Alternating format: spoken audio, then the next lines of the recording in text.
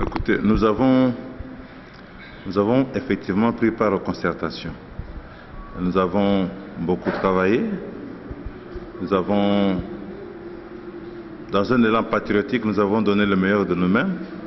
En toute sincérité, en toute franchise, nous avons travaillé les samedis, dimanches, parfois jusqu'à tard la nuit,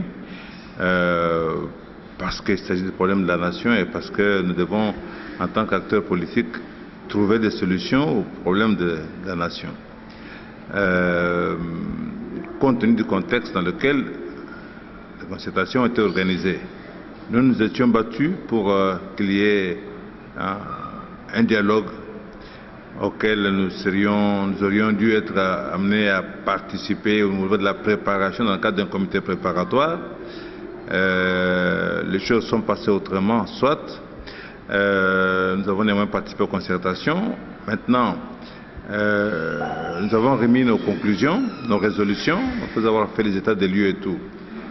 Le président Kabila devait réagir, il avait promis de réagir, il a réagi hier. Nous sommes heureux de ce que il a compris qu'il fallait prendre des positions très fermes en ce qui concerne la situation à l'Est. Le Congo est un grand pays, il était inacceptable qu'on marche sur la tête par de petits groupes rebelles de M23 ou même par le Rwanda. La fermeté de ce côté-là, quelque part, nous a rassurés et redonné confiance, je pense, à la population. Il y a tout un ensemble de résolutions que nous avions adoptées sur le plan économique et social, culturel, et j'en passe. Il s'est engagé à les faire respecter, à les appliquer. C'est une très bonne chose. Mais il faut maintenant que concrètement, pratiquement, que cela s'applique, n'est-ce pas? La première phase, ce sera la sortie du gouvernement.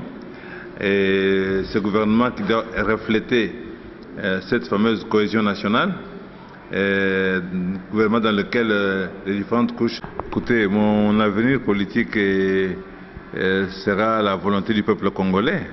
D'abord, ceci étant, quand vous voulez faire de la politique de manière sérieuse, je pense qu'il faut beaucoup de courage, il faut de la détermination, il faut, comment dirais-je,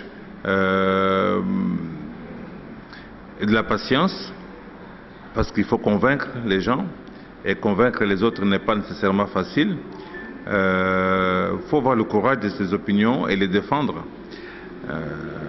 Écoutez, l'UDPS n'est pas une propriété de quelqu'un. Je crois que c'est la particularité de ce parti, c'est que l'UDPS a été créé par un groupe de compatriotes qui ont été très courageux, qui ont payé chèrement dans leur chair, ont été torturés, ils ont été ruinés, ils ont payé lourdement pour créer l'UDPS et des millions de Congolais les ont emboîté le pas et se sont donnés à fond et voilà, aujourd'hui l'UDPS est le premier parti de ce pays.